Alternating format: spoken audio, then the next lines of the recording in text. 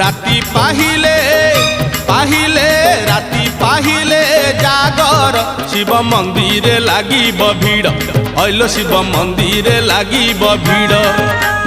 राति पाहिले जागर शिव मंदिर लागिब भीड़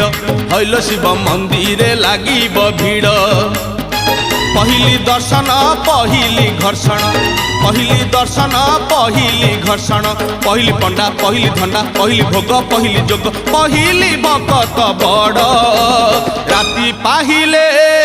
पाहिले राति पाहिले जागर शिव मंदिर लागिब भीड़